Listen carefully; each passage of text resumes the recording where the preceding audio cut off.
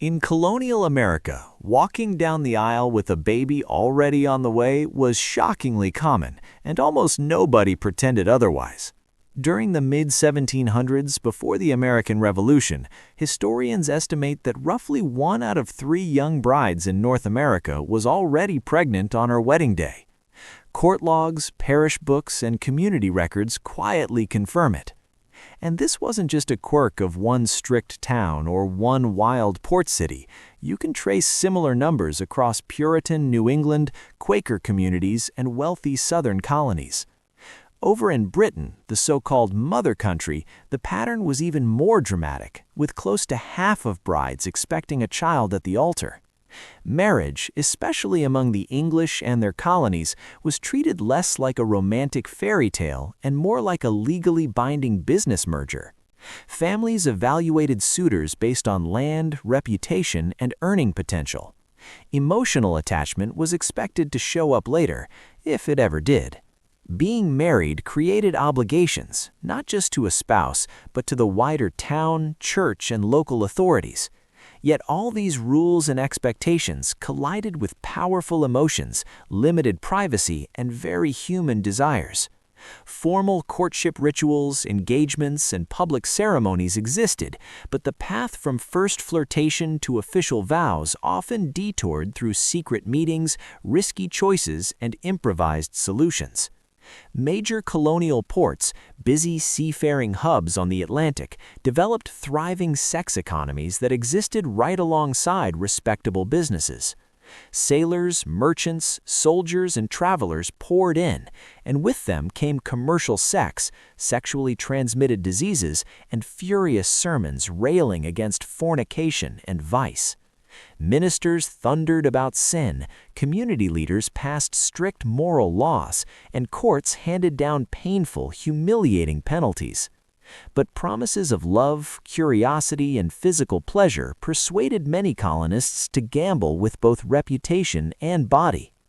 In a world soaked in religious language but riddled with misinformation about sex, people clung to myths, half-truths, and moral stories that rarely matched what actually happened behind closed doors.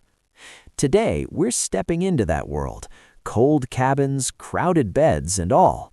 Here are some of the strangest sexual customs, courtship rituals, and punishments that were completely normal in colonial America.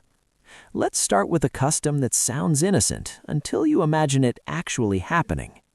In many colonial towns, young women were considered old enough for courtship around age 15 or 16, though many didn't legally marry until their 20s. Travel between settlements was slow, brutal in bad weather, and often dangerous at night. So most people grew up, worked, and married within a small circle of neighbors they had known since childhood. If a young man wanted to see a particular girl, he usually needed her father's permission first. Property, prospects, and family status mattered more than charm. A poor or landless young man could easily be rejected, even if he and the girl had grown up together. Some couples eloped. More often, daughters were pressured or forced into marriages they didn't actually choose. Yet even within these tight rules, there was a surprisingly intimate test that many families allowed: letting the courting couples share a bed for the night. This wasn't as wild as it sounds, or at least it wasn't supposed to be. Because winter nights were long and homes were heated by wood fires, beds were prime real estate.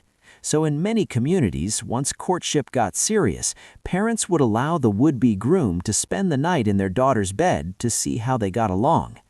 There was a catch: a wooden board placed down the middle of the mattress. This bedboard divided the bed into 2 narrow spaces. The idea was simple: the couple could talk, whisper, and bond through the night, but not touch. The board was less than a foot wide, and the bed itself wasn't large. Realistically, if 2 teenagers wanted to get around that arrangement, the barrier would slow them down, not stop them. Parents often slept in another room, assuming the board, social shame, and the fear of consequences would be enough to keep things pure. Still, one has to imagine how many families quietly moved the wedding date forward after a trial night ended with more intimacy than advertised. Repeating this kind of night with multiple suitors was frowned upon and could damage a young woman's reputation, so it generally happened once, shortly before an engagement was formally announced. But in some areas, the board wasn't used at all. Instead, the couple themselves were wrapped. A related practice, popular in parts of New York and Pennsylvania, was known as bundling. Imagine this. Two unmarried people climb into the same bed fully clothed. Then they are literally wrapped, tied, or sewn into sack-like coverings so that in theory their bodies can't fully touch. The goal? Preserve modesty while still allowing long private conversations in a warm place during a freezing night. The idea may have roots in European customs brought over by Dutch settlers and other groups. Some religious leaders tried to justify it using biblical stories, claiming it reflected virtuous characters sleeping in the same space without improper behavior. But if you actually read the original text, the connection is, at best, extremely stretched. Because travel in colonial winters was rough and darkness came early, bundling was often a practical solution. A suitor visiting from a distance might not be able to safely return home at night. Instead of offering a separate room, the family would place him in their daughter's bed, then wrap, sew, or secure them in a way that supposedly prevented sexual contact. Inns and taverns even commercialized the idea. An innkeeper could charge for half a bed by letting two strangers share one mattress, each bundled or separated without building more rooms. For travelers with limited money, it was a cheaper option than renting a full room alone. Not everyone approved. Conservative pastors and moral watchdogs denounced bundling as a temptation wrapped in a thin sheet of respectability. Some sermons described it as practically inviting sin into the home. Mothers or older sisters sometimes even stitched a dividing seam into the blanket or sack between the couple to prove they were taking every precaution. Still, the two were effectively locked in together until morning. In that small, dim space, couples could whisper secrets, share hopes, and reveal doubts that would never surface in a crowded parlor. Parents might gain a stronger, more committed pair out of the experience, or end up furious when emotional bonds formed they hadn't planned on. In rural communities, both bundling and bedboarding were defended as tools to build strong marriages, which, in turn, were seen as the backbone of the entire community. In bigger ports like Boston, Portsmouth, and other coastal centers, such customs faded sooner, replaced by more urban styles of courtship and different kinds of temptation. Now, what about those who didn't get to choose at all?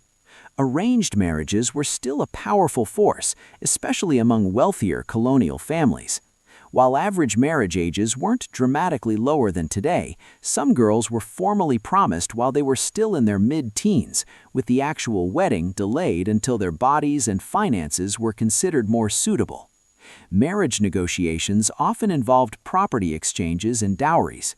As colonial society developed sharper economic classes, elite families treated wedlock like a strategy for fusing land, titles, and influence. Men and women from prosperous backgrounds were expected to marry within their own circle. That put serious pressure on younger sons, who often received smaller inheritances and had less to bring to the bargaining table. Oldest sons didn't have it easy either.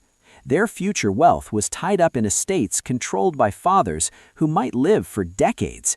Until those assets were formally passed on, negotiations with a potential bride's family could stall.